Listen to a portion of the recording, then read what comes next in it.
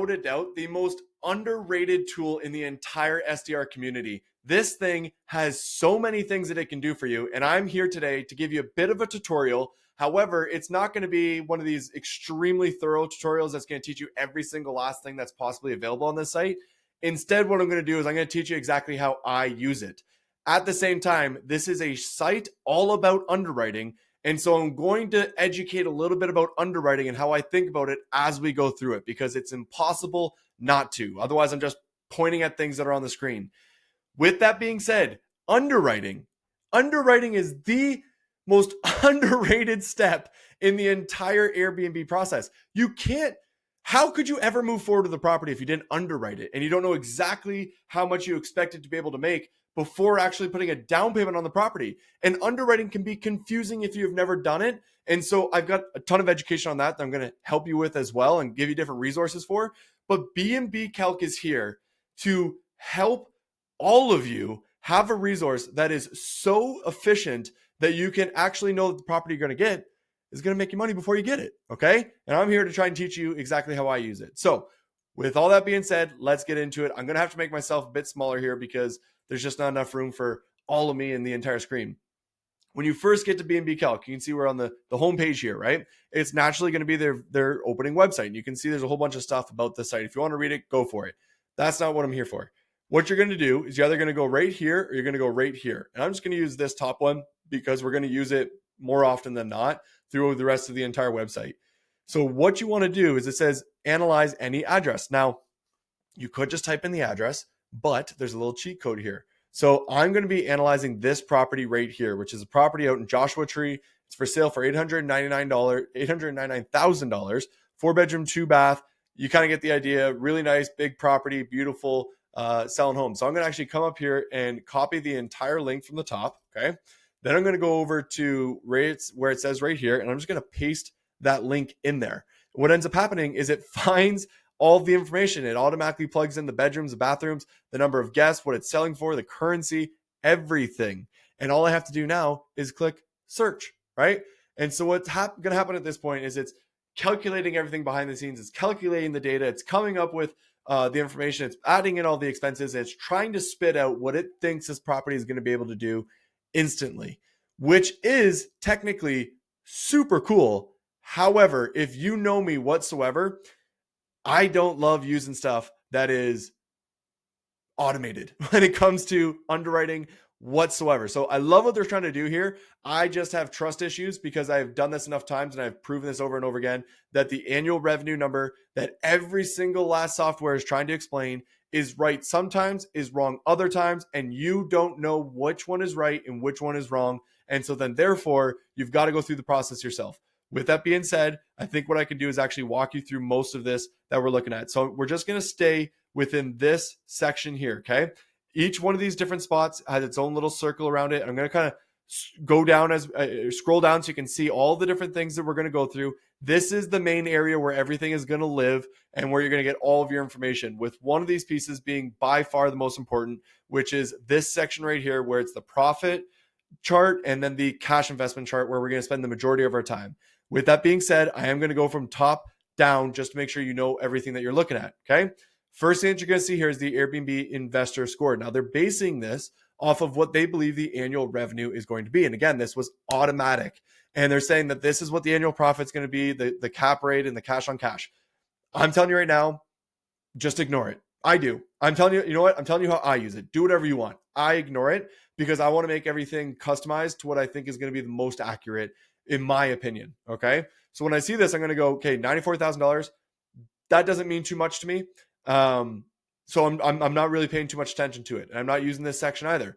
They're going to tell you what the occupancy rate might be and the average daily rate is. I have never used these two metrics for the last 8 years that I've been doing this. And I have helped acquire over 200 plus properties. Every single last one is profitable. In the past 3 years, I did that. And I don't think there's anybody else who's analyzed data more than I have in the Airbnb industry.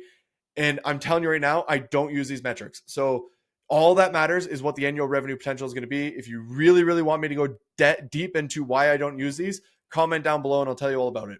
Regardless, let's keep moving down here, okay? This section here that says seasonality, I love. I think this is awesome. I think it's the cleanest way to be able to see seasonality in the entire industry. Out of all the different platforms, I like this one the most because what it is showing you is the profit potential over months. So we can see January, February, March, April, May. So when I look at this, I instantly know that the slow season for this market is going to be June, July, August, September, and October. Every single market, when it comes to Airbnbs, has a slow season, has a peak season, has a slow season. And so this is just going to allow me to be able to very clearly see when I'm going to make money, when I'm going to have to pull from my cash reserves. But I hope that at the end of the year, I end up still making money throughout the whole time period. Anyways, I'm just saying this is clean. I really, really like the way that this is visually laid out. You can click the revenue, but it's just going to tell you what you can expect every single month, whereas the profit is actually going to give you an idea of like, this is the high, this is the low. Now, this is also saying it, but this is cleaner in my opinion. Now, with that being said, let's get to the next little grouping. You can see we get into this next little chart or box or circle, whatever you want to call it. Again, what we're met with here is the data that is being pulled based off of the properties that they think are the most comparable, and they're automatically pulling all that information. And if I scroll down a little bit, you can see that we have the actual Airbnb links right here with their revenue, what they're going for per night, occupancy, bedrooms, bathrooms, things like that. And if I want to see more, I click show all 40. Honestly, this is pretty badass. Like to be able to have all this in here, and this is pulled specifically from AirDNA and Airbnb. I can't remember where I actually found that information, but it did say that was the case. Data breakdown. So right here, it's going to tell you exactly, Airbnb provides the percentile and AirDNA provides the daily rate and the occupancy. That's what they're coming up with every single time. Now, with that being said, I'm still telling you how I use it. I'm not taking in this information and saying like, okay, these are the comps. This is what I'm using. Instead, okay, I'm using my forecasting method to be able to figure that out. Now, if you don't know my forecasting method, go to strsearch.com, which is going to be right here, strsearch.com. Go to where it says courses and go Airbnb data basics. This is 1000% free. You don't even have to give an email to go through this. And if you go to day 5, where it says forecasting, this is an entire data basics course to help you find profitable properties. But day 5 specifically is all about forecasting. Forecasting is predicting what the annual revenue is going to be. If you watch this, you will build the skill of forecasting, and you don't have to rely on algorithms to get it maybe right. And so you can feel confident about it. Now, I personally use AirDNA for all this. So I would then go over to AirDNA and be able to analyze all of the data that I see here, knowing how to properly forecast based off of this resource here. And then once I've done that, I will then get what I would consider my true annual revenue. And that's why I completely ignore this whole section here. I think it's awesome. I do think it's really, really cool. I love what they're doing, but I'm just personally telling you what I'm doing. Okay. Now, with that being said, we now get to the bulk of what we're going through, which is the profit chart and the cash investment chart. You can see they both have their own little box here. Okay. And the very first thing we're going to see is the revenue, which is why I spend so much time talking about this. Now we got revenue, then it goes down to all these other ones. We're going to go through them one by one, but the very first one's going to be revenue. And you can see right here, there's a little edit button. And so if we click that edit button, it allows us to be able to adjust what the annual revenue is going to be.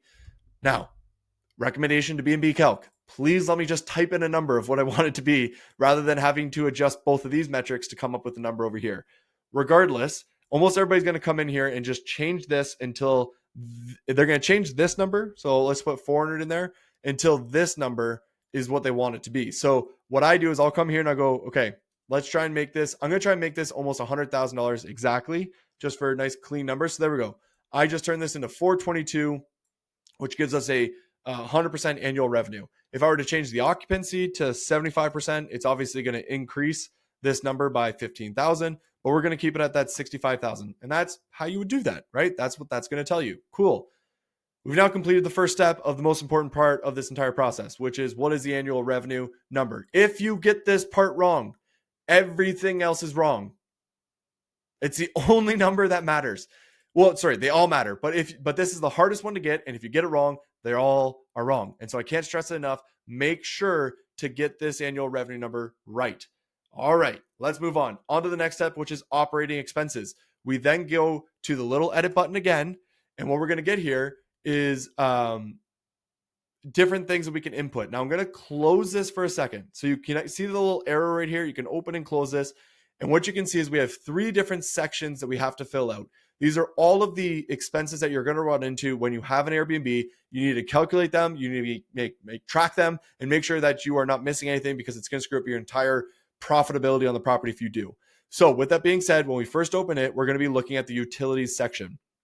And as you can see, it says internet plus TV, and then we have the ability to put in whatever number we want.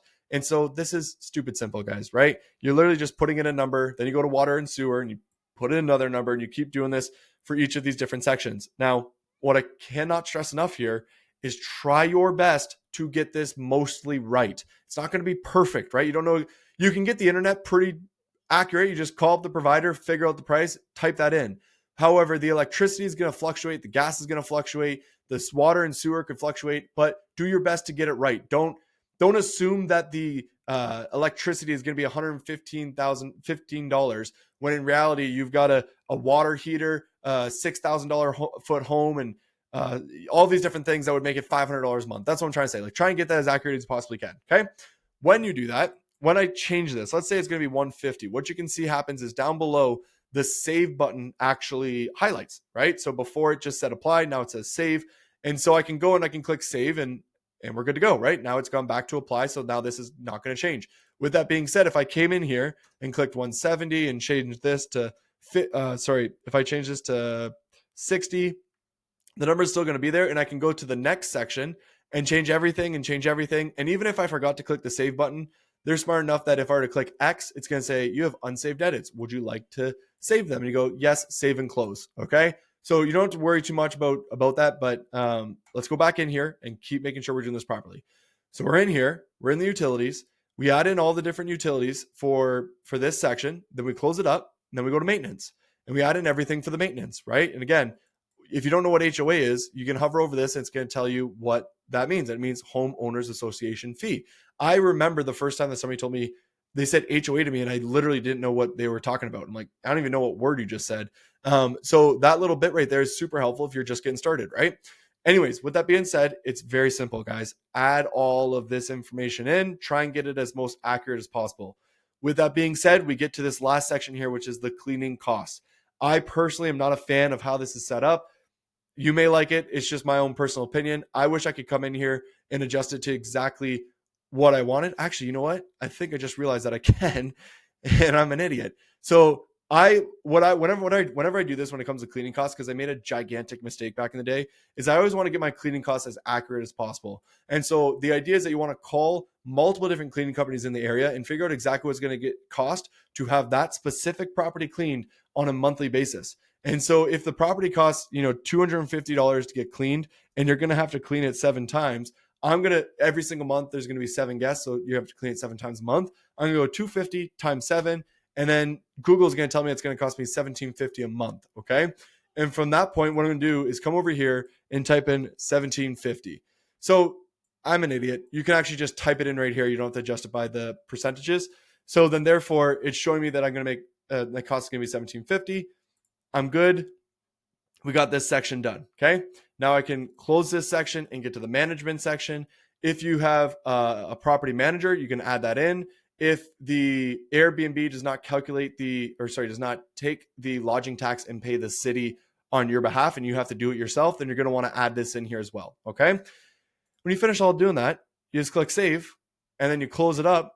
And now you have all of your operating expenses done. I apologize if I made that a little confusing, but you're just gathering all of your expenses and adding it in. Super straightforward. And this is now telling you that on an annual basis, you're going to have $38,000 of expenses, right? Your revenue is going to be $100,000, and therefore you got $38,000 of operating expenses, which means your operating income, which means the money left, is going to be $61,000. Now you can't edit this one because it's automatic based off of these two.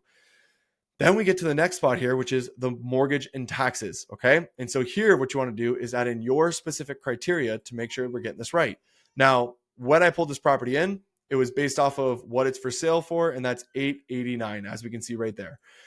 Now, if you were to come here and be like, you know what, I ended up getting this property $100,000 off, that's where you would adjust it. And you would just put $789. But let's assume that that didn't happen. Okay. So you leave it as is, but then you can see here it says percentage down. So what's your down payment for this property? You're putting 20% down, or are you putting 25% down, or are you putting 13% down? Whatever it is, add in your down payment. Of course, you can't put 13% down. I know that. it's just what it landed on. All right. With that being said, we have the down payment. We have the purchase price. We have the down payment. And then we get to the mortgage payments. And so how long is your mortgage? Is it 30 years? Is it 25 years? What is it? Add that in. What is your interest rate? Add that in. And then add in what your property taxes are as well. Now, again, this is all super straightforward. But when it comes to property taxes, if you don't know what they are, you can go to Zillow and then just simply scroll down to the part where it says facts and features. And then there's going to be a little button you have to click to open up all the information. And we get all this information. And then right here, you're going to see the taxes are going to be $3,500 for the entire year. So I would then head back over here, and this is calculated on a monthly basis. So I would go over here and say, what is 3,500 divided by 12 months? And that's going to tell me my payments are going to be $291 a month. So I'd then go back over here and go 291. And now I have my true property taxes on a monthly basis. If you have mortgage insurance, you would need to add it in right there. And that's it, guys. It's super duper simple.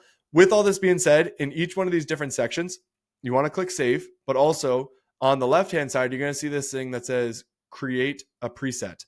And that just simply allows you to be able to save a custom setup of the way you put it together. That way, if you're on the hunt for a 4-bedroom within Joshua Tree, and you're constantly looking for like a month or 2 months, you don't have to come in here and adjust it every single time. You have your custom preset and you just click it and it's going to automatically populate what your settings are, okay? Or what your situation is a better way to put that. So with that being said, we can see now that your mortgage and taxes are actually $54,000, which it was quite a bit higher before. And so now it's at $54,000. And we finally get to our final section, which is the profit/cash flow. And that's where you can see that this property, as is going to make $7,000 for the year. In other words, we start off with $100,000, we then minus the $38,000, we then minus the $54,000, and then we end up with a remaining $7,000 that you get to keep. Now, some people that's good, some people that's horrible. Every single person's situation is a little bit different, and I'm not here to explain that to you. I will provide some advice on that in just a moment. Okay. Now, with that being said, we finished the profit section. Now, you can also see that you can change this to 1 month or 5 years, and we can get into that in a moment, but it's always going to go and start on this 1-year option. The next piece we're going to get into is the cash investment, okay? Make sure that we can actually have the right numbers in here so that our cash on cash is the most accurate and not made up, okay? So with that being said, the down payment is going to automatically generate. You actually probably will never need to change this one because you've already added in your purchase price and your down payment during the mortgage and taxes section. When we are in here, we put in the purchase price and we put in the price down, right? So then therefore you can just kind of skip over the down payment. The next one you're going to get to is the renovation and furnishings, okay? Now, the way that this automatically works is that it's going to have this section here for bedrooms, bathrooms, and living rooms. And it's going to say that, you can put however many bedrooms that you have. And it's going to say it's cost $2,000 per bedroom. And then you can see in the top right corner, it says that you're going to spend $8,000 just on the bedrooms. And it does the exact same thing for bathrooms. And it says how much you're going to spend. And then living spaces as well. It's going to show that. I personally don't like using this. I personally like to come in here and put 0, 0, 0. And the reason being is because when I'm underwriting a property, there are a ridiculous amount of amenities, and each room's a little bit different, and there may be a game room and a movie theater room, and it's not a perfect way to calculate it. And so instead what I do is I do an optimization list where I'm going to put in something like hot tub, and then I'm going to say that's going to cost me $10,000. And then I may say a fire pit, and that's going to cost me $5,000 because I'm going to go all out with it, right? And I'll do all of that for all the entire optimization list, and then I'll add it up right at the end. And so then I would take that number, whatever that number ended up being, and go into this section here. It says additional repairs and renovations. And I would then change this to the total. And let's just use $100,000. I plan on spending $100,000 across everything between renovation, repairs, furnishings, all of that right here. And then I'm going to click save and I'm done, right? Close it up and we're good to go. So now I have an exact number, not just a guess number, into what I'm actually going to spend here. And that's going to that's how you calculate your cash on cash. So with that being said, we get to the next section, which is closing costs. Click the edit button. And this one, again, is fairly straightforward, right? Most of the time, closing costs are based off of a percentage. If that's the case and you're like, yep, we're at 3%, but you're like, nope, you know what, we're actually at 2.5%, it's going to change your closing costs over here on the right-hand side. Now, if you got, let's say you got $22,000 in seller credits, what you're going to notice in the top right-hand corner here is that your credits are actually offsetting the closing amount. And so now it's only $225,000, which is the difference between these two. And so if I were to click save and close, now it's only going to show $225 there. Okay. So it's important to add in any seller credits that you have because it will affect the cash on cash projections as well. Cool. The final thing that we have here is the total. And the total is showing you how much you're going to spend out of your pocket to get this property up and running. You got to put $177,000 towards the down payment, $100,000 towards renovation, $225 towards the closing costs for a grand total of $278,000. Okay. The next section here is showing you the debt service coverage ratio. If you are getting a DSCR loan, this is going to matter for your ability to actually get that loan from the lender. They typically look for 1.25 or higher, and you can see this property is showing 1.13. I'm not going to go in depth on this. There's obviously, you can click this button right here and get pre-qualified and talk to an actual lender and go from there. That's another great feature of BNBcalc because they have a ton of resources littered all over the place for you to be able to use. So with that being said, we've just completed the underwriting process, right? We just went through the entire profit side and added in all of our information. We went through the cash investment side and added in all of our information. And what this now allows us to have is the actual results of what we expect this property to make if we were to end up buying it, right? And so we can scroll down, we can actually see what that investment looks like over time, which is a super cool feature that we have here. There's a bit, this is where it's going to get a bit more confusing, right? Because this section here is like you're just adding inputs and then you get all the outputs and you got to make sense of the outputs and you got to determine if these outputs are good or bad, okay? Everyone's a little bit different. With that being said, I'm going to give you another resource here. If you want to better understand the outputs of the underwriting sheet and how to think about it, I strongly recommend you go through this video right here. The Ultimate Airbnb Underwriting Guide is another video that I made where I explain my logic when it comes to underwriting. Okay. So go check that video out and learn about it. But for now, what I'm going to do is just show you the different things that are available as we scroll down to the very bottom here. In this section here, honestly, I love it. It's a super cool section, okay? Because you can see exactly what your investment looks like over time. But before I get to that, I just want to point something out right up here, which is property appreciation and revenue appreciation. So property appreciation, what do you expect your property to be worth next year and the year after that? How much do you expect it to go up in value, right? And the standard that they have locked in here is 3%. That is right for some areas. It's wrong for other areas. And you got to figure out your specific area and figure out what the true appreciation is. In some areas, it's as high as 5 within the past 10 years. In other areas, it's as low as like 1 or 2. And so you just got to figure out what is your area and go from there. I'm just going to leave it at 3. But the next thing we have here is revenue appreciation. And it's currently set to 0, meaning that we thought this property was going to make $100,000 a year. And we're assuming that it's just going to keep making $100,000 a year every single year, which is just not true because of inflation and things becoming more expensive. It's obviously going to increase, and you could use whatever inflation rate you want to use is probably a better way to figure out the revenue appreciation. What do you think inflation is going to happen over the next handful of years? And then you can get whatever percentage you want to add in there, and that's going to change the entire calculation over a 5-year period. Okay. Now, we obviously can see this chart right here, but before I break down the chart, I just want to scroll right below it because this is probably where you're going to go the fastest. It's at least where I go. Okay. What you can see is you have a cash on cash return, a cap rate, and a return on investment. And so the cash on cash is what a lot of people care about.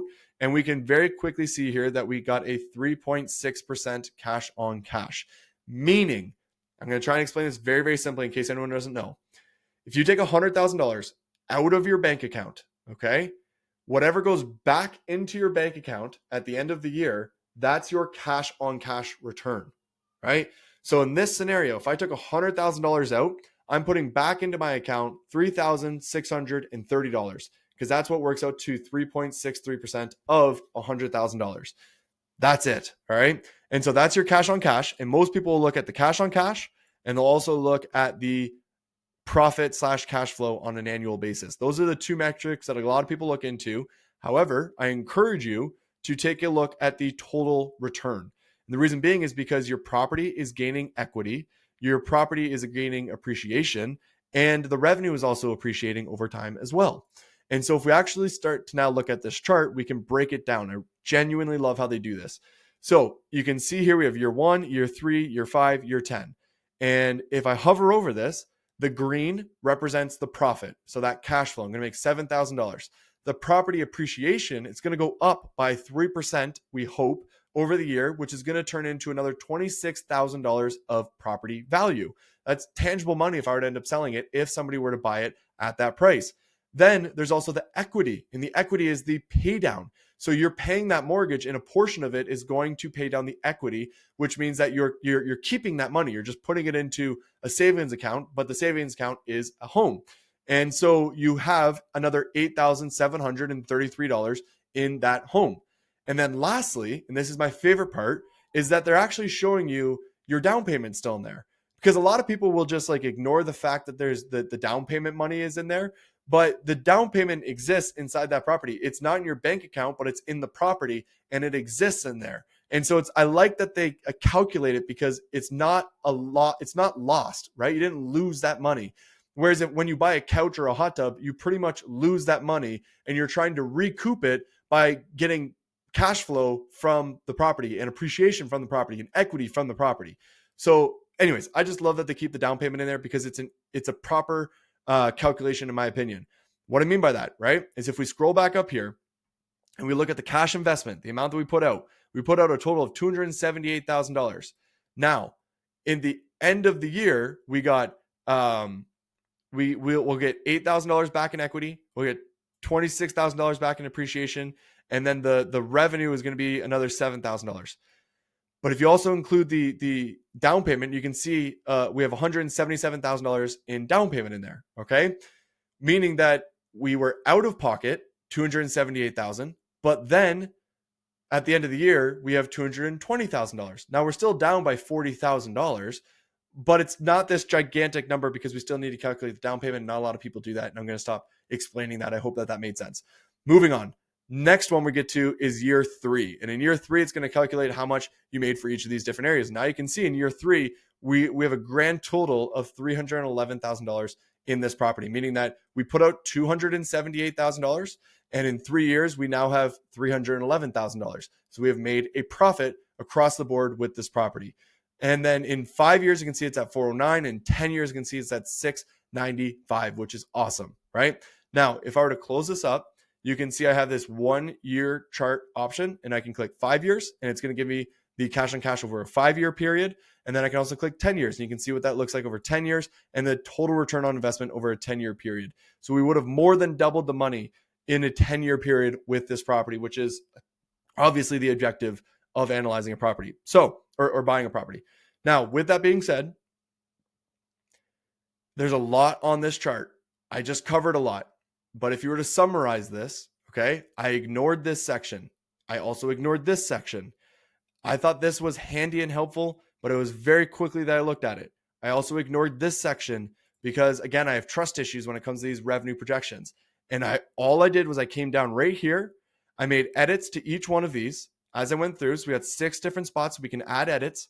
And then once I did that, I scrolled down a little bit further to analyze the different return projections on this property. And then at this point, I'm now trying to determine if this is a property that is worth purchasing or not. That's it. All right. And so with that being said, that's how I use BNBcalc. However, there's more to this that you definitely need to know. All right. Because if I were to scroll a little bit further down, there's a whole section here on STR tax calculation. Because when you buy a short-term rental, yes, you get all of these benefits of what we just talked about, but there's also a ton of tax benefits. And so they're doing their best to be able to give you an understanding of exactly what your tax benefits could potentially be.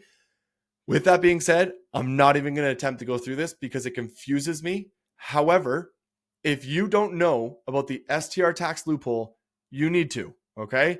And once again, if you go to my website and you go to the STR tax loophole, you go to the courses section, jump over the Airbnb data basics and go to STR tax loophole, there is a 3-day mini crash course that I strongly recommend that you go through here. You can get through it in like 2.5 hours. The guy who literally discovered the loophole presents on how to take advantage and use the STR tax loophole. And then this section here on BNBcalc is going to explain to you what you could typically expect from that, but this is going to give you an understanding of exactly how it all works, how to qualify, different things along those lines. All right. So there's still more even after all of this. The last section, just property overview, gives you some information. This is the bulk of where you're going to hang out, right? This is the underwriting sheet turned into a software. And guys, I can't recommend this enough. I'm not being paid at all. I'm not an affiliate for this, but the annual subscription for this, let's start with this. The monthly subscription for this is $30 a month. And you're about to make $100,000 to $200,000 to $300,000 investment, or maybe even doing rental arbitrage, and it's still going to be a $5,000 to $10,000, $20,000, $30,000 investment. And this amount is next to nothing. Okay. On an annual basis, there's a huge savings that you get. And the reason why I think this is so insane and why I want to make this video in the first place is because I personally had to go out and find my own underwriting sheet at one point, and I paid $500 for this sheet that you see right here that does the exact same thing, but not nearly as nice. And on top of that, it wasn't even done properly by the person I paid to do it. And I had to get somebody else to fix everything that he did. And that guy that I got to fix it makes a ridiculous amount on an annual basis. So he's a very expensive person to use. And he had to come in here and fix all of this. And then additionally, it still didn't work. And I had to go build another one altogether just so I can use this. And this is my like quick and dirty one that I use. It's not going to give you all the pretty projections. And there's other features that are going to be in here as well that we'll get to in just a moment, which you can see right up here, which is like the print option and the long-term rental option. I'll get to that in just a moment. But if you do want this one right here, which is my version that I go through, you can also grab that down below. It's just another resource that I give away for free because I'm trying to give out as much resources as I can to make sure people don't buy bad properties. Okay. With that being said, okay, what I'm saying here, we're still not done. There's still more. This is the main place we're going to hang out. This is the underwriting sheet that has been turned into a software, and this is the bulk of it. However, on the left-hand side, what you're going to see is this right here. What's this, right? What's that little button right there? Why does it say zoning? If you click into this, it's going to give you the zoning regulations and sort of like the STR regulations for Joshua Tree. When I first saw this, I was like, well, Joshua Tree is pretty popular, so I'd assume that that's not too difficult of a thing to be able to acquire. Now, there's backlinks to everything that you need. That's crazy, first off. But if you click back, this is how many locations that they have the regulations mapped out for you guys. This might be the craziest part of the whole thing. And if you look at my little bar over here, I'm barely even scratching the surface. I have to scroll like crazy, which means that they have this entire catalog of regulations built into their own website, which I didn't even know about. I think that's the coolest thing. Now, once again, if I click BNBcalc, it's actually going to bring me to my dashboard now. Okay. And when I get to the dashboard, I'm no longer on that underwriting sheet. And instead I'm here where it's your properties. And if I click the little gear over here and click my properties, it brings me to the dashboard. Okay. So that's how you get here. Now here, if I scroll down, I can now go back to the different sheets that I've been underwriting because they've saved. So if I click this, I'm going to go right back there. I'm now back there. Like, to me, I love that. I think it's so cool because I underwrite so many properties. So to have them all organized and categorized right here, it is so unbelievably helpful. And you have this map showing you like where you've analyzed and the different spots and the projected, I think it's cash flow that we're looking at there. And you can sort by all these different ways, which is such a cool thing to be able to do. Then if you want to do another property, you just click up here and start going, right? Or you click over here and you start going. And so super useful. On the left-hand side, there's a whole bunch of different resources that you can click into and get help with in different areas. With all that being said, there's still technically even more, but this is how I use BNBcalc. And I can't recommend it enough. BNBcalc is the most underrated website out there. Underwriting is the most important step of the entire process. How else do you know you have a profitable property? That's why you're watching this video in the first place. There are so many resources on BNBcalc that you can use. And I also try to provide you with additional resources that you can go and learn how to forecast, how to do underwriting, different template sheets that you can use, depending on how you want to do things. But BNBcalc is the place to be. And if you actually want a discount on all this, I got a discount code down below as well that you guys can use, because the guys over at BNBcalc are the best and you can actually take advantage of that. So hope that you've enjoyed this. This has been the tutorial of BNBcalc by the Airbnb Data Guy. See you in the next one.